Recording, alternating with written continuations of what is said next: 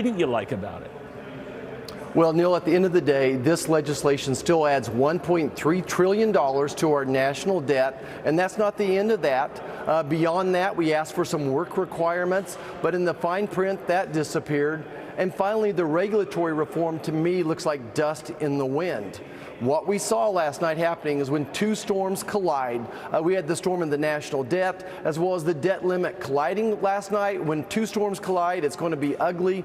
I'm horribly disappointed there was no leadership out of the White House to get us to a better place. Why doesn't this president understand? Every time he, as you said earlier in your show, he's basically printing money, borrowing more money. That's fueling inflation, and that's what your markets hate right now. They don't like seeing all this instability, and there's no end in sight to inflation. Well, Kevin McCarthy helped put this together, so is that partly on him? I think Kevin did the very best job he gets. Speaker McCarthy did an incredible job. He dealt the hand he was played. When you control barely one half of one of the three levers of the appropriation process, I think he played the best hand he had, and he got us something, but not enough for me to put my name on it.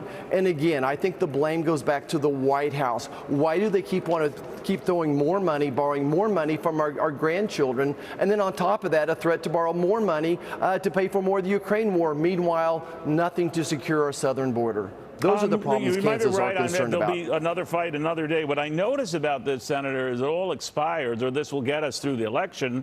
But on January 1, you're back at it again. Yeah. And that could be weird if it's a Republican who wins the presidency, he or she, we don't know how it will sort out, will have a bit of a crisis on their hands unless this is resolved sooner.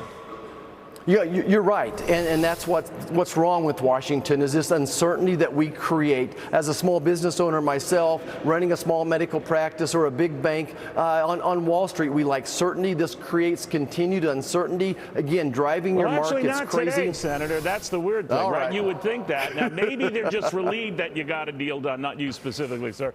But between that and the fact that we didn't default, I know there's still a question we could be downgraded by Fitch ratings.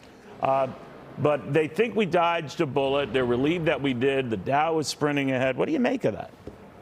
Well, I'm certainly not the financial analyst that you are. I do think we took one piece of uncertainty off the market for several months at least. A good jobs report this morning as well. But I think long term, to your point, though, we can't keep kicking the can down the road. What are we going to do about our national debt? Long term, this is the greatest threat to our national security as well as our economy. So we need long term solutions. I have faith in Susan Collins, who's our new appropriations chair, and she and Patty Murray will be able to take on these buckets, these 12 buckets, one at a time. So the ball's in our hand. Let's run with this. Let's make America great. Let's try to balance these budgets and slow down inflation. All right. Good luck on all of that. Roger Marshall, have a safe weekend.